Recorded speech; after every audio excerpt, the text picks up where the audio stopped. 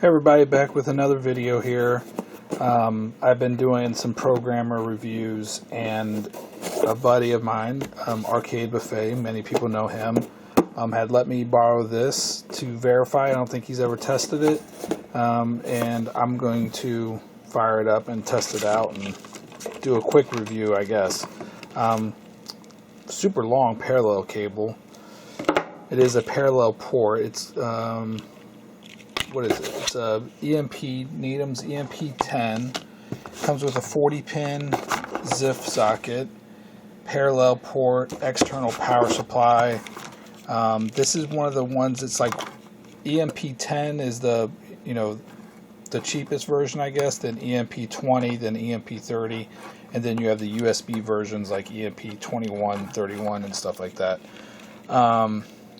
Or EMP-11 are the USB versions. There's also a PB-10, which requires an ISA card in your computer. So this is like a fully external one, quite small. Comes with a 12-volt, 1 amp power supply. You can do 12 volts to 15 volts, AC or DC. If it's AC, it will rectify it inside of here. I'm not going to open this up or anything. I'm just going to kind of plug it in. It does have three, unlike the EMP-20 and 30 that have a ton of different modules, these just have, and these might be reproductions maybe, or maybe not. They don't look like reproductions, but why don't they say what they do? I don't know. This is a M3A, M3B, M1A, M2A, so yeah, it's probably not reproduction, but I thought they would have actually said what type of EEPROMs they have. So you put these family modules obviously in here, and then that's going to allow you to program the different types of chips. The other thing that I figured was interesting is it came with some documentation. And let's see here. We can read this here. This says basically if you're running Windows 2000, you need a special patch to let your parallel port act like it's a DOS style port, and it's called EMP-10.exe, and you can find that file name on the internet to get this to run inside a DOS window on XP and 2000. We'll see. It does say run it in full screen mode. There's a CD-ROM, I guess.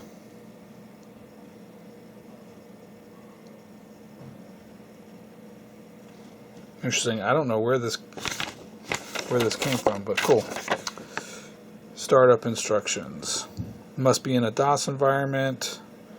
Install the EMP-10 software. Make sure you use the right family module. Plug it into 110 volts AC.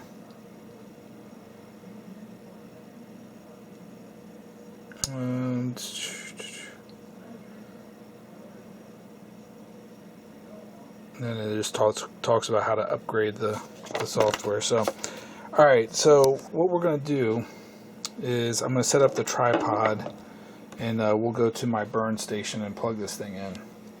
Alright, this is my little burn station here. Actually, it's a little crash cart that I have, and I have a Windows 7 PC, I have a DOS PC, and a Dell Optiplex GX1 with like a Pentium 3 or something in it. Maybe a Pentium 3, Pentium 2, I can't remember. And I also have a Windows XP. Both of these computers have parallel ports. I'm going to try it on Windows XP first, but if not, then I can always use my DOS rig here with the Dell Optiplex. This little Windows 7 does not have a parallel port. So what I do is I actually have RDP running on my Windows 7 computer, so I can connect into my XP device without actually having it on the internet and everything. I just did this recently. The problem is with RDP, I don't think you can actually run this command prompt in full screen for some reason. So I haven't figured that out yet. So I might just plug in directly in my KVM, my keyboard video mouse, into the XP box, and then come back real quick on the I think I'm going to do it that way just to save some pain and aggravation. Alright, I have it, let's see, I have it powered up, the EMP-10, and I put the M1A module. Like I said, I think it only has 3 modules in it, and I have my XP set up. Gonna launch my full screen command prompt. Let's see if I can get this zoomed in. Might have to crop this a little bit. And we want to go, I already have the software installed, I think 4.17. There we go. Now it's trying to establish communication with the unit, and obviously it's successful. One of the things, let me zoom in just a little bit, see if I can get mostly what's important on here. There we go.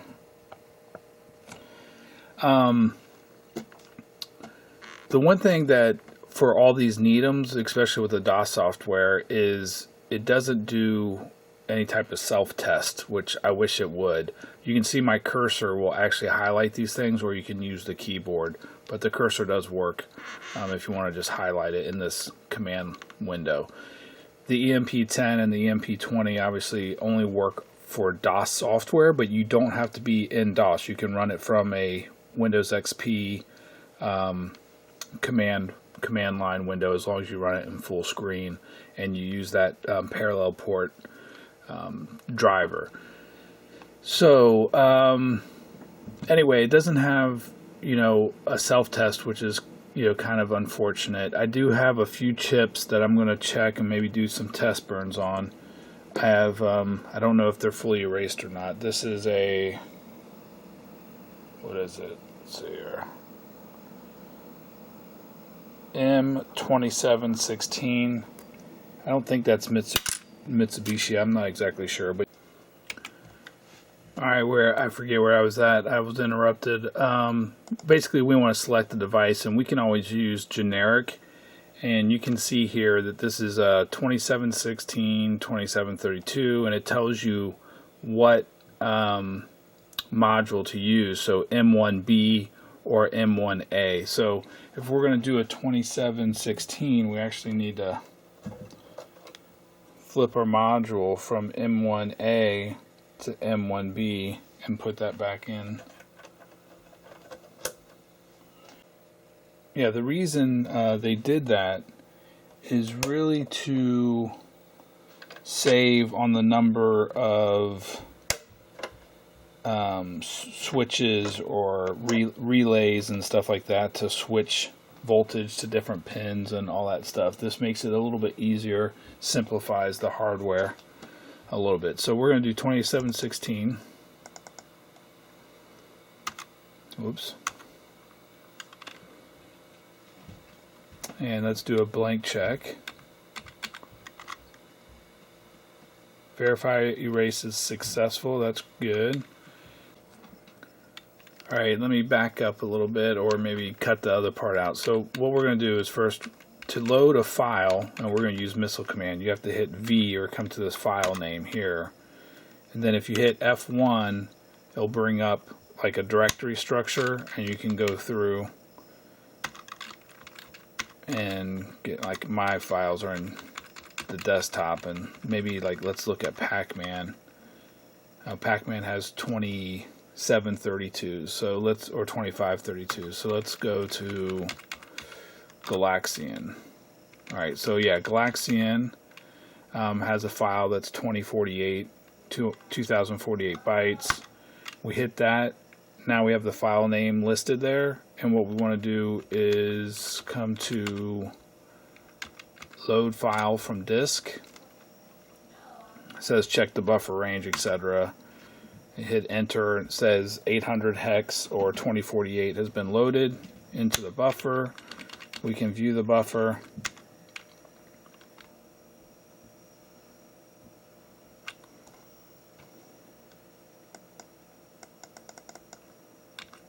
Page up, maybe. I don't know why it's so far down.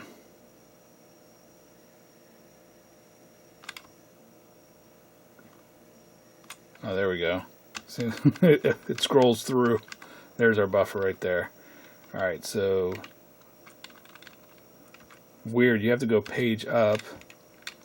This is our start of our buffer. 000 right there. And then if I page down, that's what I wasn't doing there. Okay, so, and you get it all the way to 7FFF. Okay, so we are going to program the device with selected algorithm. Okay, so another thing is you can, because I chose generic 2716, hopefully you can see that okay. It has the algorithm. You can actually come in here and change the algorithm. So 50 millisecond pulse, 1 millisecond. Averaging, I think, is something Needham does. So it'll try something custom, like it'll determine what the pulse width should be or something. Obviously buffer offset and range is set based off of the device type. You can come in here to the voltage and actually change it if you want to. So you can see all the different VPP voltages, the programming voltage, as well as the VCC voltage needed. So you can see all the settings that it supports, which is way more than a GQ4X or a TL866. I mean, the variance here of what your options are, but it's always going to be set to what the chip manufacturer says. So, but you can customize it, which I like. Unfortunately, you can't change the verify voltage, which is something that I do like on the BK864. You are loading a binary file, etc. So we just want to program the device.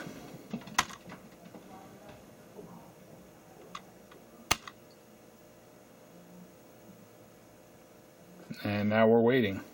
Now I just erased this chip, so I don't know if there's something wrong with it or not, but hopefully not. Okay, it is programming. Took a little while for that first byte to program there, that first hex.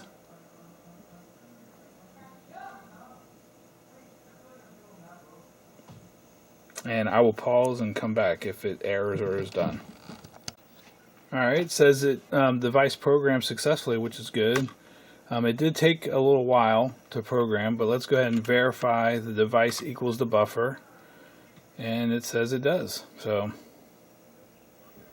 it looks like this thing is working, and it can do 2716s. If I select the devices, let's see here. I'll just go through here real quick.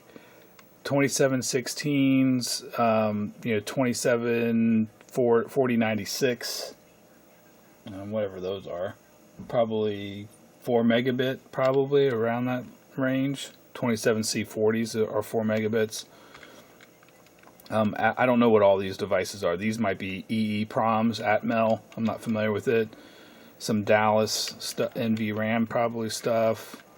Fujitsu 2732. So anything that's arcade related beyond the tri-voltage stuff. But if you go to Texas Instrument, you can see 2516s, 2532s, which are kind of the common ones in the arcade world.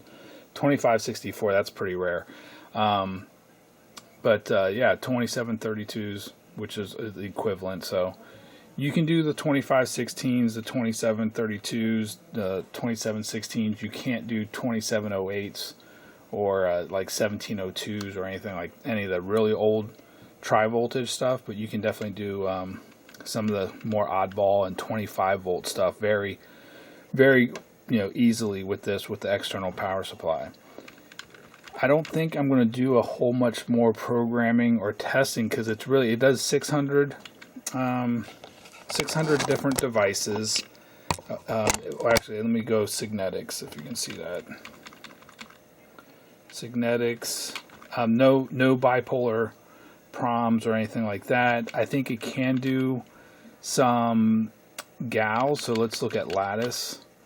Can do a couple gals with the M3A module, and I think all of these EMP-10s came with all three modules every time. So based off of my research, it looked like they should always come with the a 3-pack of modules to support all the chips they support, up to 40 pins, you know, and from an arcade standpoint, very decent parallel port, external device programmer, can do 25 volt stuff very reliably, and definitely worth having if you just wanted to get it for just 25 16s, 27 16s, 25 32s, 27 32s.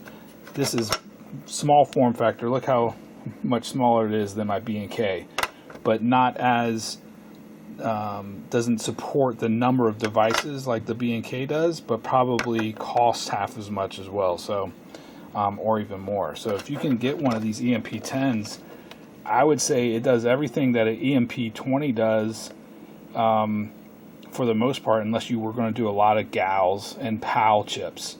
And then if you wanted to do bipolar proms, you'd have to go all the way up to the EMP-30, which is even more, obviously. And then how often are you really using it, that stuff. So just for EEPROM burning, this EMP-10 or the equivalent EMP-11 will definitely get you by programming EEPROMs. Alright, actually I had a couple other chips that I wanted to verify was erased. This one is a 27C4000. So I just went to generic. Let's do select device, generic, and I just went to 27C040. Initializing programmer. Verify the device is erased. Verify the device is erased. And then it says here, incorrect or missing family module. So it gives me a little error there. We'll just disconnect that real quick. Flip it around to M1A. Let's try this again.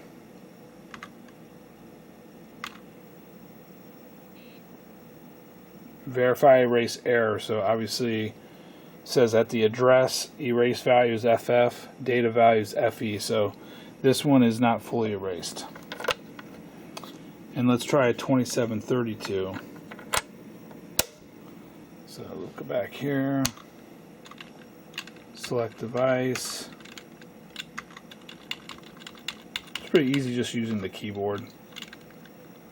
And it says M1B. So I need to swap this again.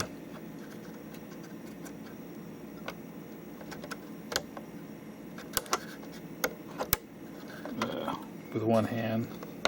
There we go.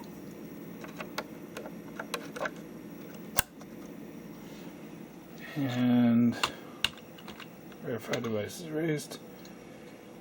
It's not erased. Basically, address 34A, FF, device data 07. Let's go ahead and read this into buffer, and then edit the buffer.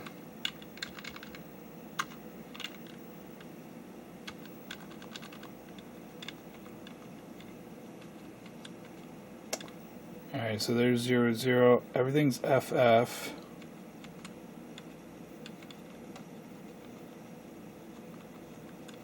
Said it's all 07 somewhere.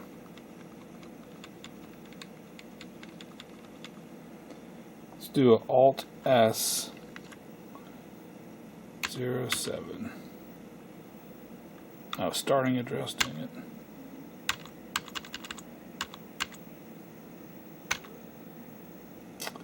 And let's go to 3FF. Looking for 07.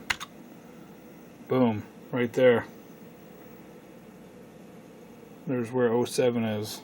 So just, it looks like there's almost only one, what is that? Not a nibble, that's one word, one hex word, I guess, that is not didn't erase correctly, so I'll have to throw that back into the eraser. Anyway, that's the EMP-10. Definitely robust. It's a good little unit, and